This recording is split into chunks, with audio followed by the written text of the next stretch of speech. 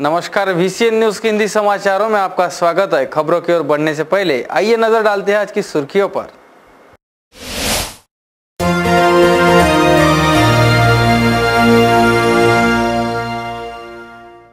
अमरावती के एक ही परिवार के 3 लोग लापता, रेलवे पुलिस ने किया मामला दर्ज।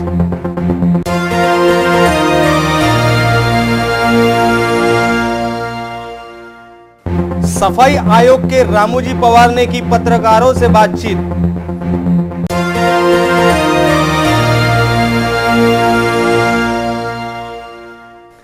साइबर अपराध पर पुलिस आयुक्तालय में हुई जन जागृति कार्यशाला।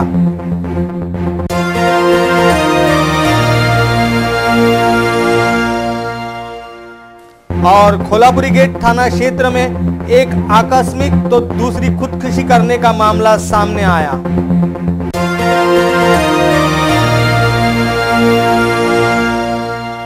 तो ये थी आज की सुर्खियां। आइए देखते हैं खबरें विस्तार से।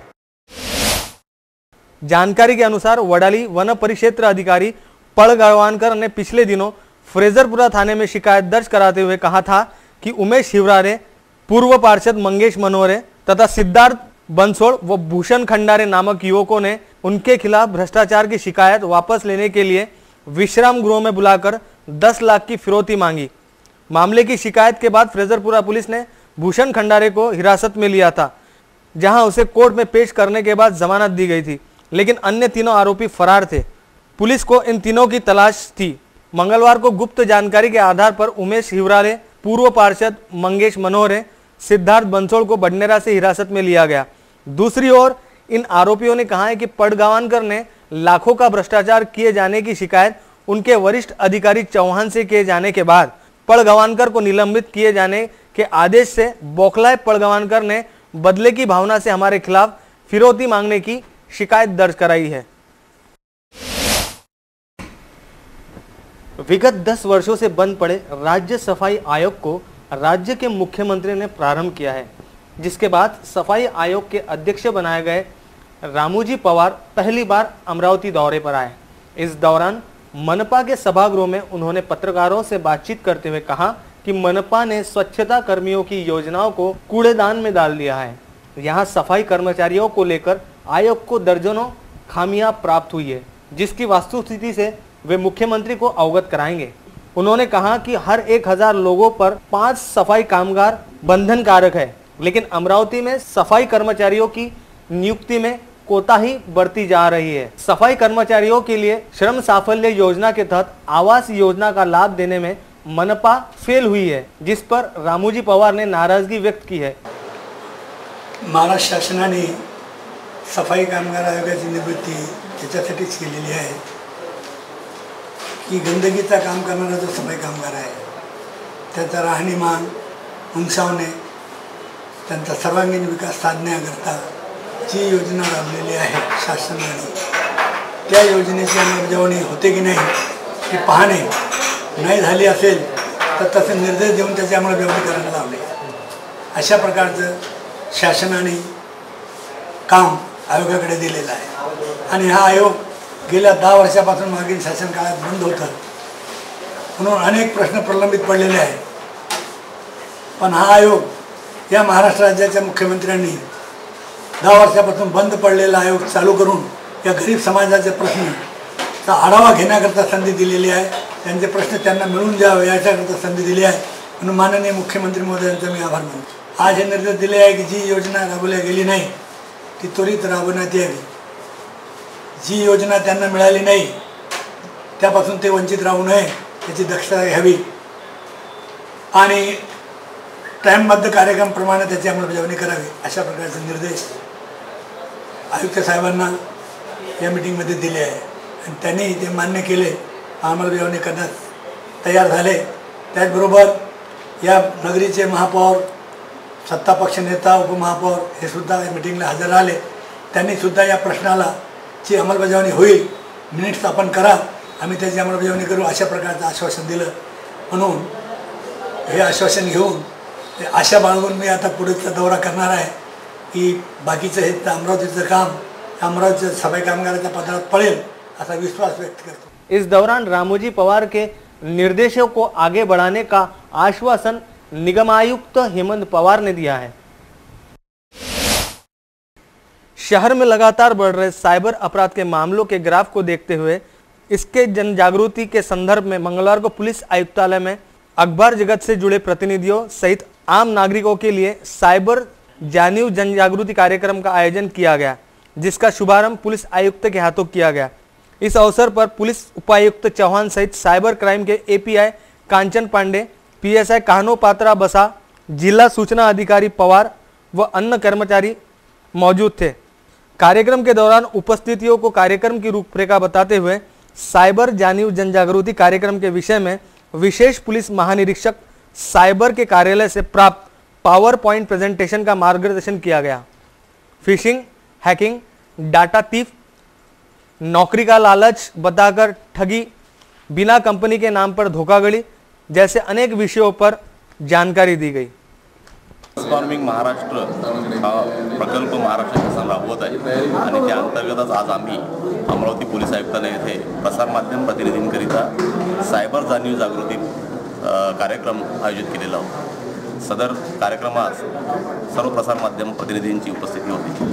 या कार्यक्रमातून प्रसारमाध्यम प्रतिनिधींना सायबर गुन्ह्यांविषयी जागृती निर्माण करणे व त्यांनी त्यांच्या प्रसारमाध्यमातून जनजागृती करणे हा उद्देश यामध्ये आहे, जेणेकरून जनतेची फसवणूक होऊ नये, जनतेने आपले ऑनलाईन व्यवहार हे अत्यंत सुरक्षितपणे करावे व ते कसे करावे हे सुद्धा आजच्या या कार्यक्रमातून समजावून सांगण्यात आले आहे। सायबर गुन्ह्याविषयी जनजागृती पब्लिकमध्ये अवेअरनेस करणं हा एक विषय होता आणि तो विषय होता ट्रान्सफॉर्मिंग महाराष्ट्र याच्या अंतर्गत जनजागृती। आता त्याच अंतर्गत ट्रान्सफॉर्मिंग महाराष्ट्र यामध्ये माननीय मुख्यमंत्री महोदय यांनी या पद्धतीने चालना देऊन पुढे माननीय पोलीस महासंचालक यांच्या मार्फतीनं अख्ख्या महाराष्ट्रामध्ये आणि मीडियामधून जनजागृती करणं आणि मीडिया पर्सनना याच्यामध्ये इन्व्हॉल्व करून घेणं हा यातला प्रामुख्याने विषय आहे।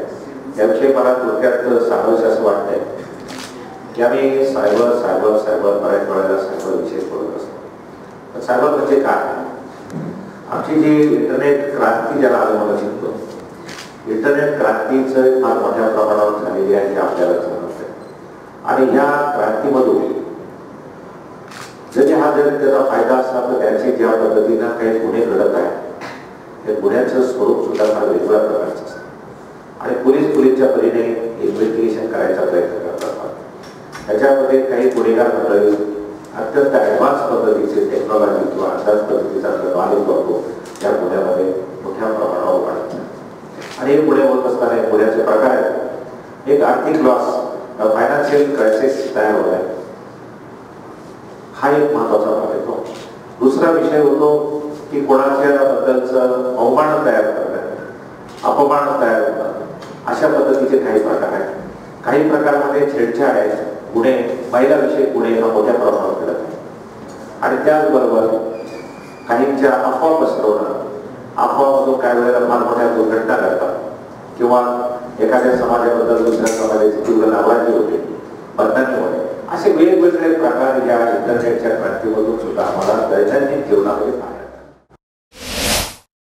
देश के राजस्थान व गुजरात में पद्मावत फिल्म को लेकर उपजे विवाद और तनाव की स्थिति से झुलस रहे मामले की आंच अंबा नगरी तक पहुंचने लगी है।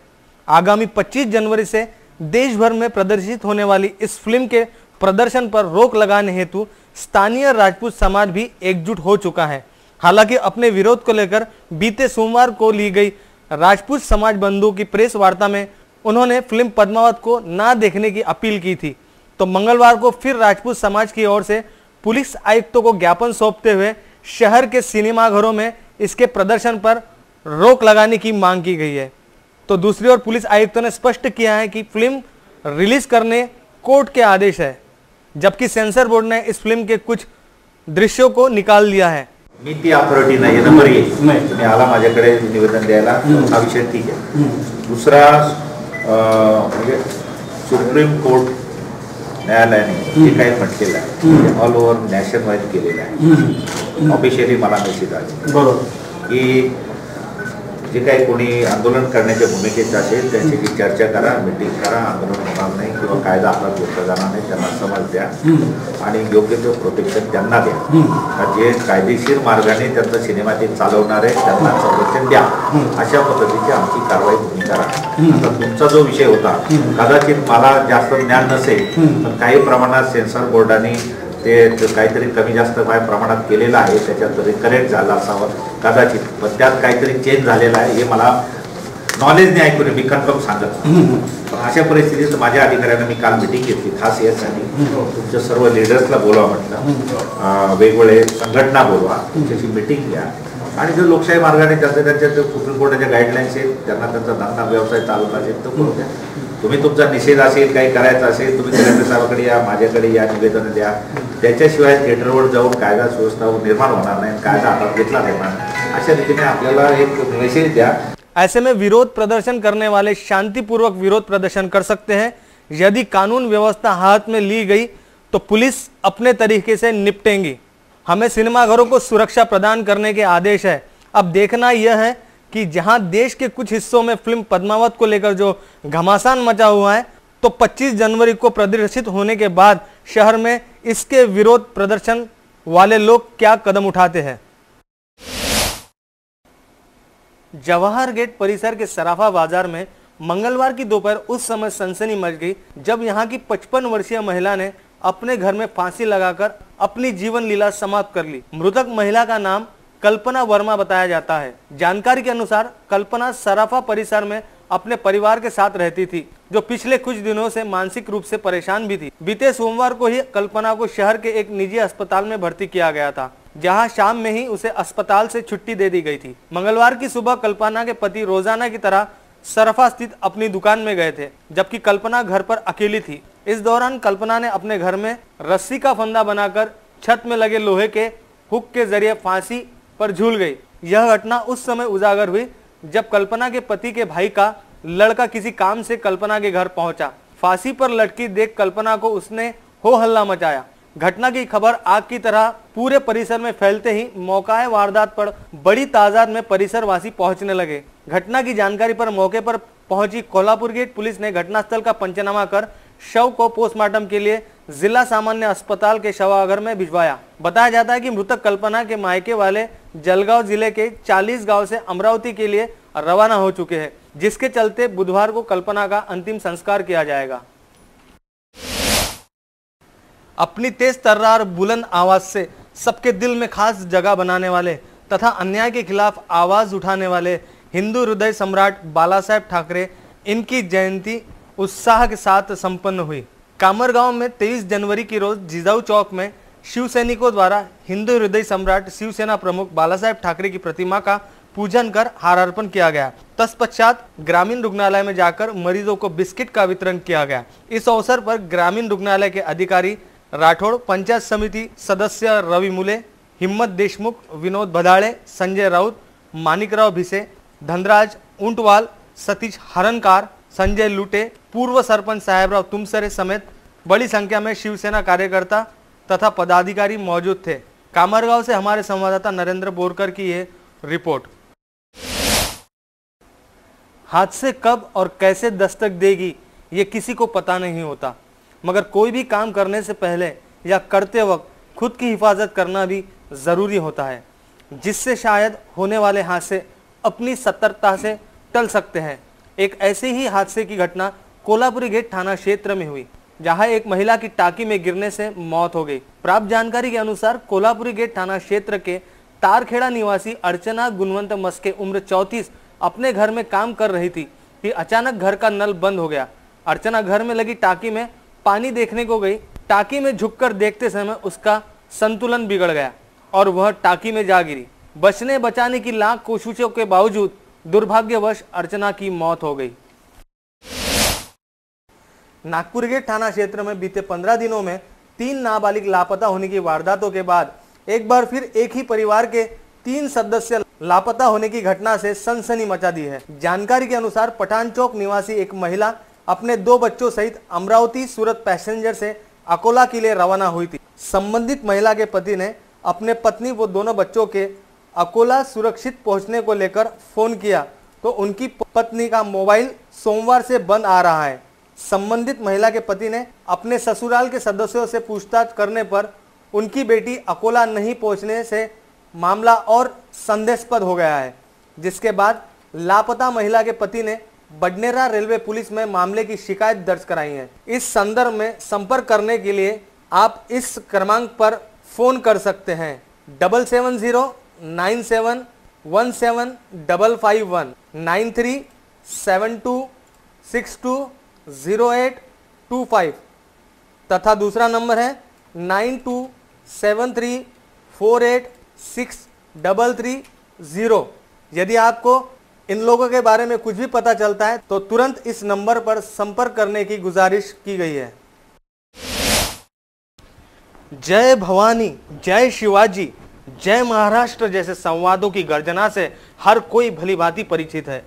शिवसेना पार्टी भारतवर्ष में प्रचलित पार्टी के तौर पर मानी जाती है।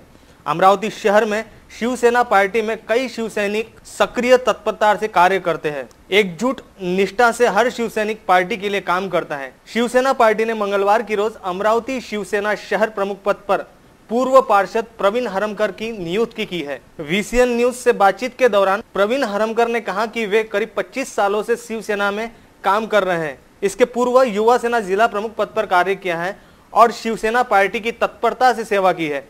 शिवसेना के पूर्व पार्षद पद पर 2 बार चुनकर आए प्रवीण हरमकर मनपा विरोधी पक्ष नेता के पद पर भी कार्य कर चुके हैं। VCN न्यूज की बातचीत के दौरान उन्होंने मौजूदा सरकार पर तथा मनपा पर निशाना साधते हुए कहा कि मनपा में हंटर पद्धति से काम चल रहा है। उन्होंने शिवसेना के सभी पदाधिकारियों का आभार व्यक्त किया है इस पद पर नियुक्त करने के लिए। आइए आगे देखते हैं कि वो खुद क्या कहते हैं इस बारे में। आज अमरावती शहराची शिवसेना शहर प्रमुख पदाची माझ्याकडे जबाबदारी देण्यात आली। याच्या आधी माझ्याकडे युवा सेनेचं पद जिल्हा प्रमुख म्हणून मी होतो। सन्मान्य या जिल्ह्याचे लोकप्रिय खासदार व या जिल्ह्याचे माजी संपर्क प्रमुख आता झालेले शिवसेना नेते यांनी ही जबाबदारी माझ्याकडे दिलेली आहे। तरी भविष्यात मी अमरावतीच्या शिवसेनेची बांधणी व्यवस्थित आणि अमरावतीचा या पुढच्या होणाऱ्या 19 मध्ये 18 मध्ये जे इलेक्शन येतील त्या इलेक्शनच्या पार्श्वभूमी लक्षात घेता समोरीची वाटचाल करेल। सन्मान्य खासदार या जिल्ह्याचे लोकप्रिय खासदार त्यांना आज शिवसेना नेते म्हणून आज त्यांना पदवी मिळाली, त्यांना पण माझ्यातर्फे शुभेच्छा देतो। खबरों में वक्त हो चला है यहीं पर रुकने का, लेकिन रुकने से पहले आइए नजर डालते हैं आज की सुर्खियों पर।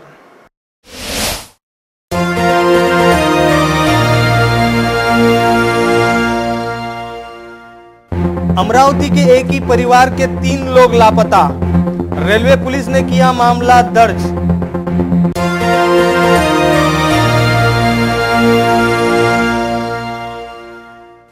सफाई आयोग के रामूजी पवार ने की पत्रकारों से बातचीत।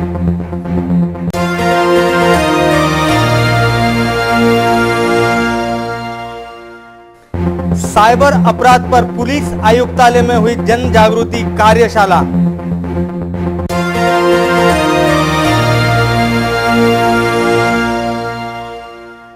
और कोल्हापुरी गेट थाना क्षेत्र में एक आकस्मिक तो दूसरी खुदकुशी करने का मामला सामने आया।